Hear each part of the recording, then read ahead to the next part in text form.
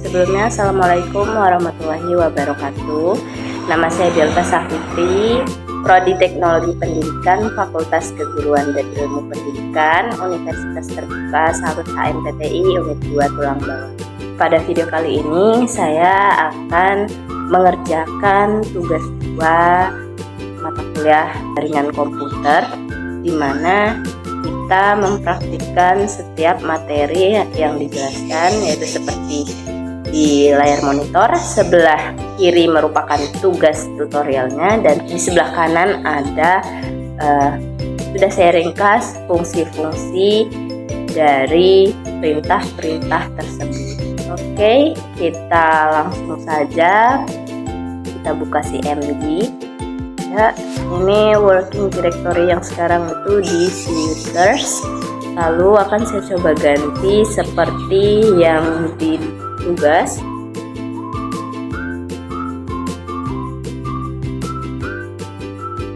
Oke, folder kerjanya sudah berubah. Di nomor 2 ada CLS. Fungsinya itu membersihkan layar command prompt, menghapus semua teks yang ada di layar, dan mengembalikan ke keadaan kosong. Kemudian yang ketiga ada CLS Trace. Itu fungsinya menampilkan bantuan informasi mengenai perintah CLS, termasuk opsi-opsi yang bisa digunakan bersama perintah tersebut.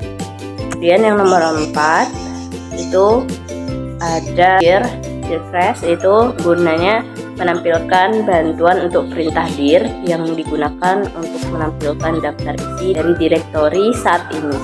Opsi crash menunjukkan informasi penambahan atau parameter yang bisa digunakan. Kemudian yang kelima ada ipconfig. Itu fungsinya menampilkan informasi konfigurasi jaringan dari komputer, termasuk alamat IP, subnet mask, dan gateway default untuk semua adaptor jaringan yang ada. Nomor 6 ada ipconfig atau O. Itu menampilkan informasi lengkap mengenai konfigurasi jaringan, termasuk detail adaptor jaringan, mulai dari alamat IP, DNS, DHCP, dan lain-lain. Kemudian nomor 7 ipconfig garis miring tanya. Itu menampilkan bantuan mengenai perintah ipconfig, termasuk deskripsi perintah dan opsi-opsi yang dapat digunakan.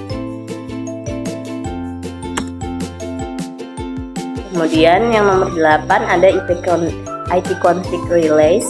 Itu fungsinya melepaskan atau release alamat IP yang diberikan oleh DHCP server untuk semua adaptor jaringan. Ini akan menghilangkan alamat IP yang ada dan menyiapkan komputer untuk memperoleh alamat IP yang baru. Oke, kemudian nomor 9 ipconfig renew. Itu fungsinya meminta atau renew alamat IP baru dari DHCP server setelah melakukan release alamat IP sebelumnya. Yang nomor 10 ada ipconfig displaylist. Itu fungsinya menampilkan cache DNS atau domain name system yang disimpan oleh komputer. Ini berguna untuk melihat nama domain yang sebelumnya di-resolve ke alamat IP. Kemudian yang nomor 11 ada ipconfig plus DNS. Itu fungsinya menghapus cache DNS yang ada di komputer. Ini berguna jika ada masalah terkait dengan resolusi nama, domain, atau memastikan komputer mendapatkan informasi DNS yang terbaru.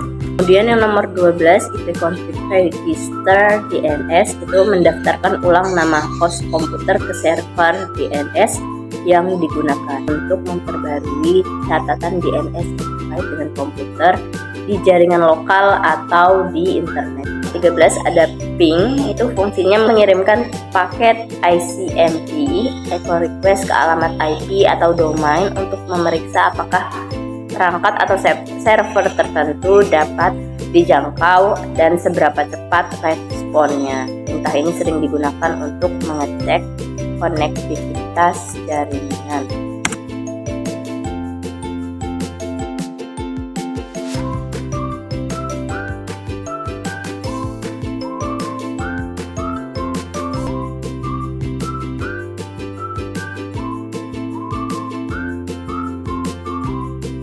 Nomor 14 ada nestat. Itu fungsinya menampilkan statistik jaringan dan koneksi aktif pada komputer. Ini cakup daftar port yang terbuka, status koneksi, TCP atau IP, dan informasi lainnya terkait jaringan.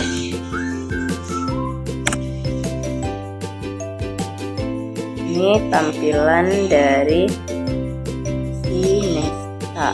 Selanjutnya yang ke-15 ada tracer. Itu fungsinya menunjukkan jalur atau route itu yang dilalui paket data menuju tujuan di jaringan, misalnya alamat IP atau domain. 16 ada path ping. Itu kombinasi dari perintah ping dan tracer. Path ping itu mengirimkan paket ke jalur tertentu, mengukur waktu respon, dan kemudian memberikan informasi yang lebih mendalam mengenai setiap loop dalam rute tersebut. Kemudian yang ke-17 ada NS lookup. Itu digunakan untuk melakukan pencarian DNS. Dengan perintah ini Anda bisa mencari alamat IP terkait dengan nama domain atau mencari nama domain yang terkait dengan alamat IP. Kemudian 18 ada nets. Itu utility baris perintah yang digunakan untuk mengkonfigurasi dan memecahkan masalah pada berbagai pengaturan jaringan di Windows. Kita dapat menggunakannya untuk mengkonfigurasi firewall, pengaturan IP, dan banyak pengaturan jaringan lain. Kemudian yang ke-19 ada root, untuk menampilkan atau mengkonfigurasi tabel routing di sistem operasi. Tabel routing adalah daftar aturan yang digunakan oleh sistem untuk memutuskan rute mana yang akan digunakan untuk mengirim paket jaringan. Kemudian untuk nomor 20 ada net. Itu fungsinya merupakan perintah yang digunakan untuk mengkonfigurasi dan mengelola pengaturan jaringan. Beberapa subperintah yang sering digunakan dengan net termasuk netuse itu untuk menghubungkan drive jaringan, netuser itu untuk mengelola akun pengguna, dan netshare untuk berbagi folder dan lain-lain. Baik, itu tadi pengerjaan tugas 2 jaringan komputer pada hari ini. Sekian dari saya ucapkan terima kasih.